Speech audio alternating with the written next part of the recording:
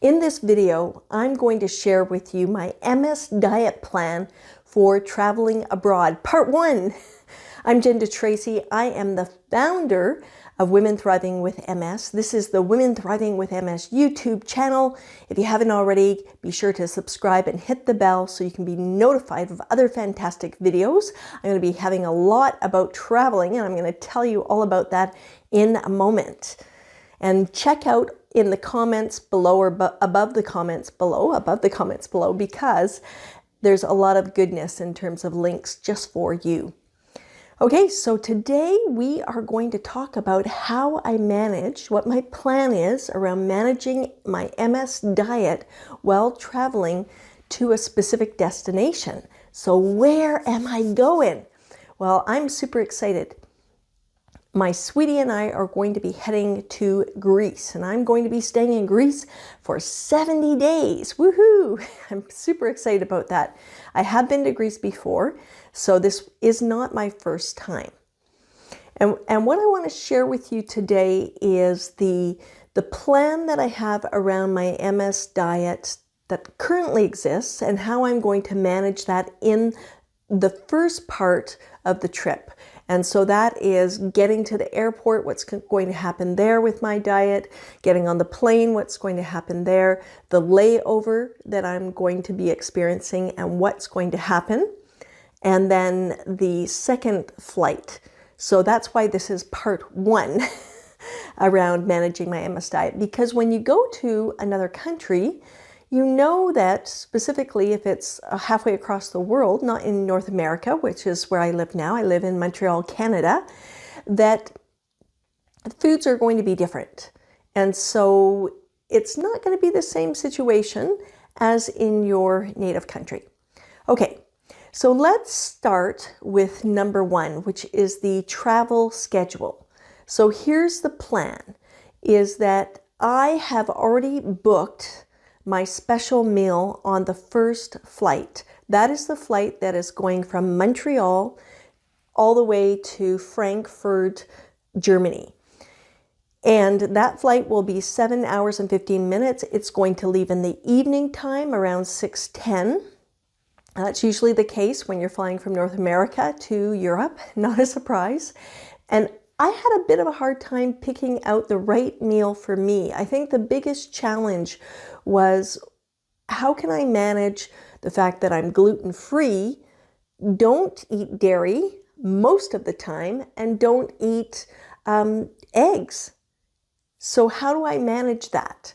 So I chose the gluten-free diet because I'm hoping, and there's never a guarantee here, that there won't be eggs in that meal. But I will find out, and I will cross that bridge when I get there. The other thing that's really important, and I'm going to grab my little props here, is I like to have a bottle. This one, if I want to, I can put warm water in here instead of cold water, because often on the plane you're going to be getting cold water.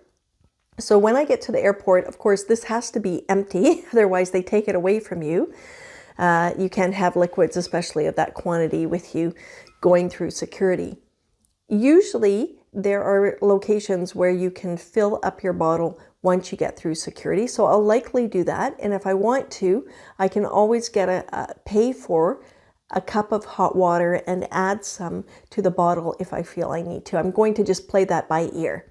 So this is very handy to have something like this with me. Yes, they will give you water or beverages on the plane. I mostly only drink water. If I need like a little extra help, I might have a cup of tea, but rarely I rarely drink caffeine or take caffeine, other than you'll see when I tell you what else my diet involves. So I like to be really well hydrated. And so I don't like to wait until they provide beverages on the plane. I always want to have access to water for myself, and I prefer not to use the plastic bottles. So that's one thing. The other thing is that I need to have snacks on the plane, because often when you go on a domestic flight, you might get pretzels or chips or cookies. I can't eat any of that stuff. And if I get hungry, that could be a challenge for me. So let me show you what I have here. It's a LARABAR. That's L-A-R-A bar, B-A-R. This one is a cashew one. I like it very much. It just has 3 ingredients according to them. Let me just see here. I know this is rather noisy with the wrapper. Cashews, dates, and dried apples. So there's a bit of sweetness in it. The dates are sweet, the dried apples are sweet, and then there's the cashews. I like to have something like this because I need protein.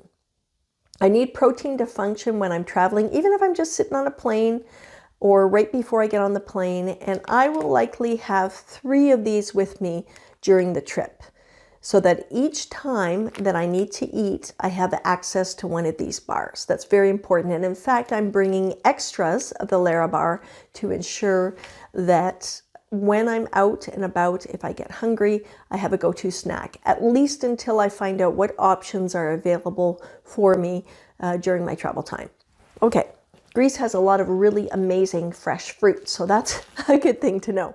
Also, I'm bringing some almonds with me.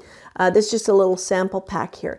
Another quick hit of protein. Some places used to not allow you to travel with nuts or seeds on a plane, depending on where you're going. So I wouldn't want to take too many because I might have to eat them all before I land. That's a factor to consider. When I get to the layover in Frankfurt, there will be tons of restaurants. It's a huge airport, supposedly. So that will give me an opportunity to make choices around how I can avoid wheat, gluten, dairy, and eggs. And I'm excited because it's going to be a challenge. I have found that in European countries, just from my experience of going to Spain, England, and Greece in the past, there's a lot of wheat, a lot of pastries. It's so tempting. It's hard. And there might be a bit of a balancing act there. Because I'm on the plane, and that is going to be tiring for me, and there could be things circulating around in the air as well, I want to keep my immune system as strong as possible. And for that reason, I want to be cognizant about what type of food that I eat. Now, actually, I forgot to mention, before I even get on the plane, I'm going to be getting to the airport 4 hours in advance. Normally with an international flight, you would do 3 hours. I'm going to do 4. And the reason for that is just to make sure that I can get through security and everything with the current protocols that are happening at the moment. And I want to ensure that I have a chance to eat something at the airport, because the flight doesn't take off till 6, but I'll be leaving my home at about 1:30, 1:45. So I need to know that I'm going to have a good meal someplace that again is going to meet my dietary requirements. And that's easy because I'm familiar with the airport in Montreal. I know what kind of foods are available. I certainly can get something that's going to meet my needs, and that will not be a problem whatsoever. I might kind of breach a little bit. I normally don't eat a lot of white rice because it converts to sugar very quickly in the body. However, if I need to eat a bit of white rice to have a stir fry or something like that that's gluten-free, I will certainly take that chance and do that. And there's this place where you can get all different kinds of sauces, and there's about 2 or 3 that are gluten-free, so that will work perfectly. I want to make sure when I get on the plane, I'm not hungry in case with my gluten-free meal, they give me a big omelet or something with cheese, because again, I don't have control over exactly what that gluten-free meal is going to be like. Then, as I mentioned, when I get to Frankfurt, I'll have a meal again there.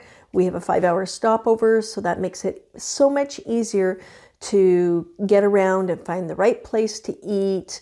And even, we're going to they have showers there that you can go to. Just pay 4 to 6 euros for a shower, so I'll do that too. Has nothing to do with food, but it does, make you feel a lot better when you live with MS and you're trying to navigate fatigue, as I do. Now, what else do I have here? Okay, there's one other thing. This does not have dairy. It's completely vegan. However, I'm going to show it to you in a sec. It does have a low level of sugar, 7% per, X amount of pieces. And it is organic, vegan, soya, kosher, and paleo. It has a little bit of coconut sugar, and the ingredients are not very many as well. You can check this out. It's called the Nudie Coconut Sugared Chocolate Zazu Bean Chocolate Bar. Now, and 80% cocoa. So the ingredients on this are cocoa mass, coconut blossom sugar, cocoa butter, and vanilla pods. Very clean. The reason why I like to have a chocolate bar that's very clean like this and dark, because it doesn't have any dairy, it's totally, as I mentioned, vegan. So all the goodness that you could possibly have in a chocolate bar. If I'm not coping well because the fatigue is really bad, then at least I've got something to pick me up, and it's almost instant. So I do like to have something like that. It will help me function better. So that's the compromise, you know, the balance between following your diet to a T, no sugar at all, and the balancing act between functioning. That is the plan. So stay tuned for part 2 once I get to Greece. I might even do a video when I document each step of the process. We'll see how that goes, how much time I have to do that as I'm moving along in my travels. So we'll see you soon. I'm Jen DeTracy, the founder of Women Thriving with MS. If you haven't subscribed already, be sure to subscribe below. Get the notifications by hitting the bell, because if you want to hear more about my travel journey, you'll definitely want to get notifications on that. Check out the goodness below, and I will see you soon. Bye.